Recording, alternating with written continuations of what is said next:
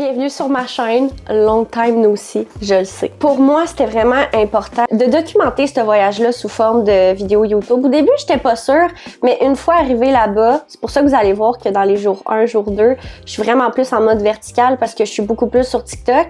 J'étais comme, tu sais, je vais faire des vidéos comme plus en mode cellulaire, là. Tu sais, le format qu'on est rendu habitué en 2025, c'est vraiment vertical. Puis rendu là-bas, j'étais comme, hey, mais non, c'est des paysages. C'est comme à filmer en paysage, là, tout simplement. Je pense que la meilleure façon de le faire, ça va être sur YouTube. Donc, nous voilà pour nos souvenirs à nous. Tu sais, c'est quelque chose qu'on va pouvoir regarder à travers les années. Puis surtout, Jules, mon garçon qui a 4 ans, il a eu 4 ans en voyage d'ailleurs, là. C'est-à-dire, moi, je me rappelle pas tout de ce qui s'est passé dans ma vie à 4 ans, là. Mais ça reste qu'en le documentant, il va pouvoir avoir ces souvenirs-là pour toujours. Donc, quand on peut se le permettre de le faire, surtout aujourd'hui avec tout ce qu'on a comme technologie, c'est la moindre des choses. C'était intense pour de vrai. Tout arrangé pendant le voyage, là. Tu sais, on va à une destination, t'essayes de profiter du moment. Après, tu prends des vidéos, des photos pour rien oublier. Fait que vous allez voir, jour 1, jour 2, c'est vraiment plus du vertical. J'ai trouvé une façon dans le montage de le faire d'une façon quand même le fun et cute, là. Mais vous allez voir, ça va être un beau mix. C'est un peu comme une forme de récit, en fait, du voyage. Il va y avoir des moments où je parle live, puis il va y avoir des moments où je vous raconte mon voyage comme ça. Fait que ça va être un beau mix. C'était la façon pour moi de trouver un juste milieu entre profiter du voyage puis de documenter. Il faut dire que l'Islande, c'est un voyage que genre je rêve de faire depuis que genre je suis petite, là. Ça, la Nouvelle-Zélande, tout ce type de destination-là, je voulais vraiment le faire un jour, mais on savait pas que ça allait être là. On a vraiment fait ça comme sur un coup de tête, puis on s'est dit, hey, on le fait en septembre. Mon chum, il avait de la disponibilité au niveau de son travail, là, d'avoir du temps plus lousse. Puis en plus, ben c'est comme là où ça commence à être la saison morte là-bas. C'est un peu moins dispendieux, même si ça a coûté extrêmement cher. Ça a été le meilleur moment, puis on regrette vraiment pas. Puis nous, notre but un jour, c'est d'y retourner, mais pendant le 24 heures d'ensoleillement. Fait que ça, c'est pendant l'été. Ça doit être fou, là, de vivre ça. Voilà, mais tu sais, nous, on est plus des personnes de voyage, genre un peu moins explorateur, surtout depuis qu'on a Jules, mais notre voyage annuel, on va tout le temps dans le sud. C'est notre moment qu'on coupe notre hiver en deux avec de la chaleur. On aime ça. Mais là, on avait le goût de faire un autre type de voyage, plus en mode aventure, en mode camping. Même si je considère pas ça tant comme du camping parce que c'est du camping de luxe dans un camping-car là, avec douche et toilette. Et la douche, on l'a pas utilisée. J'étais comme, ça me tente pas de prendre ma douche dans les campings, mais finalement, t'avais de l'eau chaude à pu finir. Les endroits sont 80% très propres. C'est vraiment bien. Genre, l'Islande a été pensée autour de tout ça, on dirait, là. C'est vraiment bien. Leur système fonctionne à merveille pour ça. Puis je pense qu'avec du recul, c'est la meilleure façon de parcourir l'Islande parce que surtout avec une famille. T'es dans ta maison, tu te promènes avec ta maison, c'est parfait. La seule affaire, c'est qu'on n'a pas pu faire les F-roads. Fait que ça, c'est les routes que t'as besoin d'un 4x4 dans le fond, là. Fait qu'on n'a pas vu toutes, mais quand même. Sur la route 1, tu fais le tour de l'Islande, puis c'est pas boring. Tu sais, des fois, tu penses à un road trip, c'est long en voiture. Non. Tout le long, t'es comme ça. C'est fou raide, tu te tannes pas.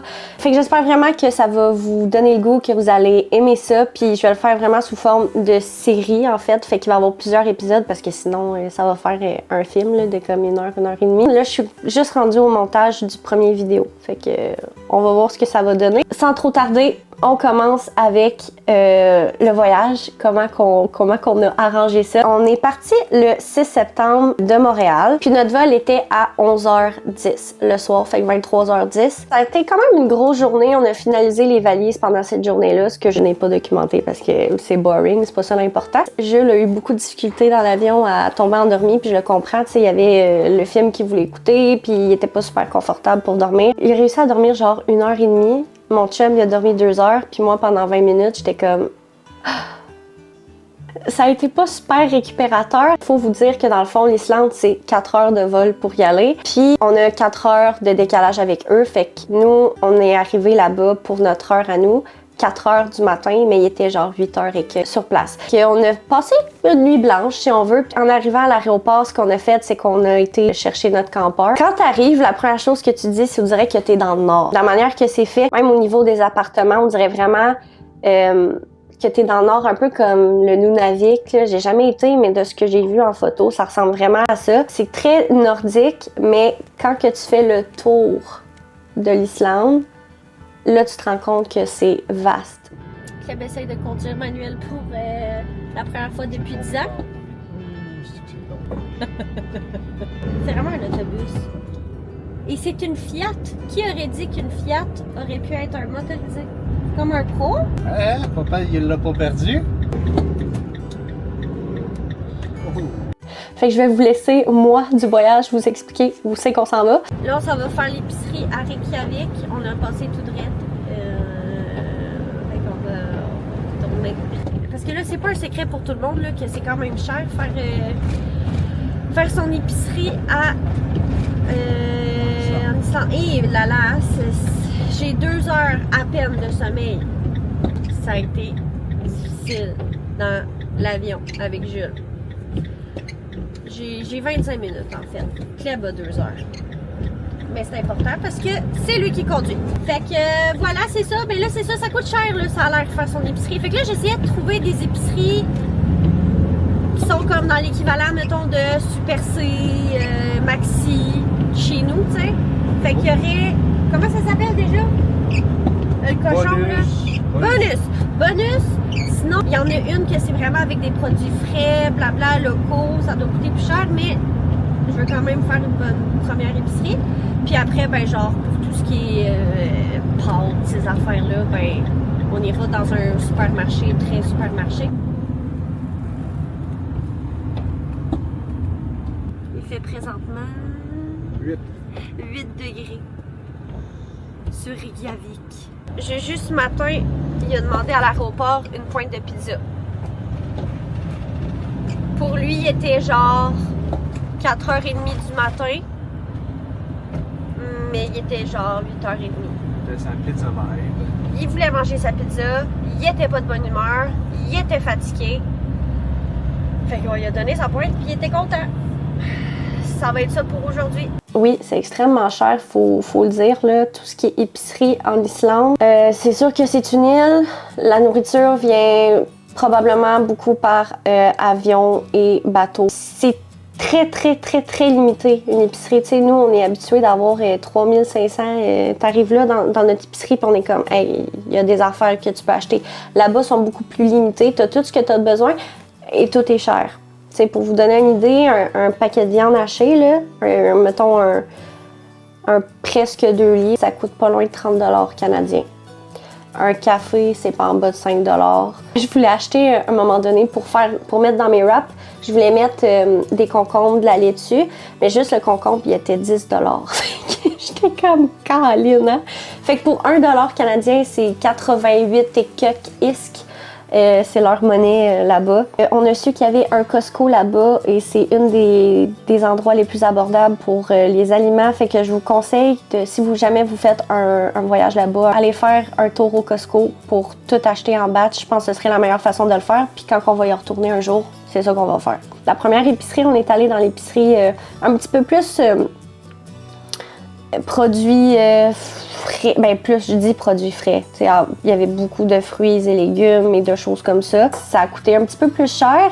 Puis on a fait, on arrêtait à l'épicerie environ 2 jours. Mais notre première épicerie nous a coûté, ça n'a pas de sens, pas loin de 350 $ pour un sac Costco dans le fond. Fait que les gros sacs là, mais il n'était pas rempli là.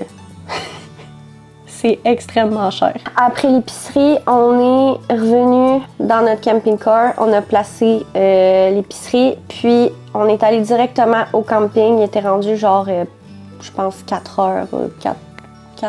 Ouais, d'après moi, 4h30, 5h de l'après-midi. On a fait le souper. On est allé se laver dans la douche du camping. C'était vraiment super propre. L'eau était chaude. L'eau allait chauffer via la géothermie dans le sol. Là. L'eau, elle sent les cocos, mais pas partout. Mais c'est la meilleure eau que j'ai bu. Partout, l'eau est potable. C'est vraiment nice. Au début, on s'est acheté des bouteilles d'eau. Puis finalement, ben, nos bouteilles d'eau qu'on avait, on les remplissait là, directement au camping. L'eau, elle est vraiment bonne. Je vais vous écrire notre premier camping. C'était à... Là, je m'excuse, là. Les noms, moi, je suis pas islandaise. Hein? C'est vraiment dur à nommer. On est arrivé à l'aéroport de Keflavik. À Reykjavik, on a fait notre épicerie, puis on s'est dirigé vers Grindavik. Grindavik? En tout cas, fait que c'était là notre camping. C'était vraiment bien. Il était quand même petit, ce camping-là, mais c'est très cosy. Il n'y avait pas beaucoup de monde. Puis cette nuit-là, il a venté. On était comme, hey, c'est pas vrai que ça va être ça tout le voyage, là. Ça n'a pas de sens. Il ventait, il mouillait. Mais ça a été une des pires nuits niveau météo du voyage. Fait que c'était pas si pire. Bon matin. On a fait notre première nuit à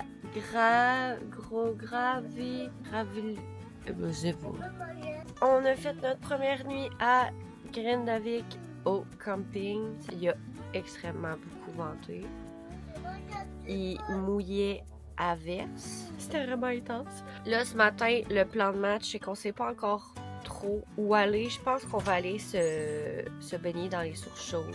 Ok, fait que j'ai tout mis mon linge dans des compartiments de même. J'aurais dû filmer comment j'ai fait mes valises, mais je les ai faites différentes de mes anciens voyages. Je me disais que dans les compartiments de même, ça aurait été plus facile de se retrouver. Et effectivement, de comme mon chum, que c'est genre l'enfer. J'ai eu tout son linge à rentrer dans le plus gros compartiment de même. Moi, j'en ai un pour mon linge de jour, un pour mes pyjamas, puis un pour mes sous-vêtements, un pour mes bas. Fait que ça, je suis vraiment contente. Fait que tout mon linge de jour rentre dans une petite pochette comme ça, qui est pas si grosse que ça, honnêtement. Fait que ça, je suis contente. Fait que aujourd'hui, ben, on va y aller avec du linge chaud parce qu'il fait frais. Comme pas mal tous les jours, je pense, dans notre voyage. Ouais, c'est ça. T'as mon chum, qu'est-ce que ça ressemble? On fait un taste test de ce pain-là. C'est un pain typique. On va goûter.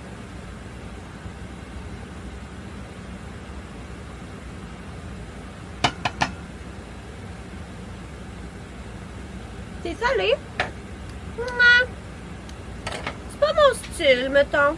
C'est correct. Bonsoir. Bonsoir, il est 7h54. On s'en va voir une zone géothermique. Hey, c'est tellement beau. J'ai hâte de vous montrer. Sur la route vers les sols bouillants, on s'est arrêté dans un endroit, c'était un stationnement sur le bord de la mer. Puis là, on s'est dit, ben c'est sûr qu'on va aller voir le point de vue, on n'a pas le choix d'arrêter. Puis c'est vraiment à ce moment-là qu'on a pris conscience qu'on était en Islande. C'est tellement beau, là, j'ai envie de brailler! Le contraste avec les roches noires, l'eau bleue, c'était vraiment, vraiment beau. Fait qu'on en a profité pour prendre nos premières photos.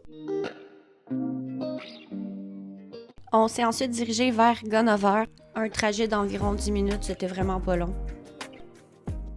C'est cool, hein? C'est malade, là. Honnêtement, c'est difficile à décrire parce que dès que tu sors du camping-car, on sent vraiment l'odeur d'œufs, là. Des œufs qui bouillent, là. C'est très fort, puis en fait, ben, c'est typique du soufre. Puis on va sentir cette odeur-là souvent à travers le voyage.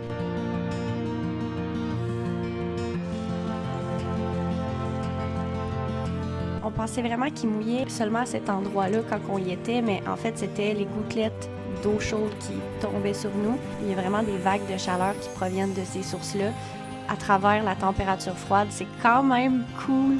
On a vraiment trippé, puis on est resté là environ, je dirais, 1 heure. On a marché, on a profité des paysages, et ensuite, on s'est dirigé vers la 3e place de la journée qui était quand même intense.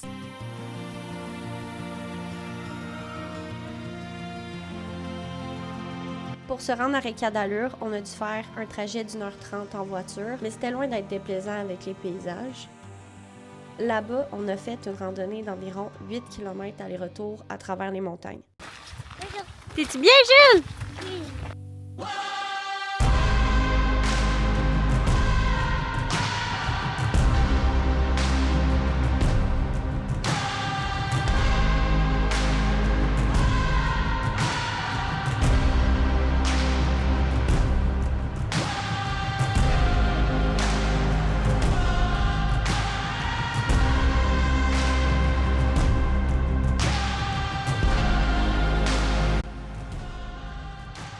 À mi-chemin, notre récompense nous attendait. On y découvre une rivière chaude naturelle, parfaite pour se baigner au milieu des vallées. Plus tu montes la rivière, plus l'eau était chaude. Et quand je dis chaude, les gens sortaient avec la peau rouge comme un mort. C'était magique comme endroit, puis c'est vraiment un incontournable à faire si jamais vous y allez.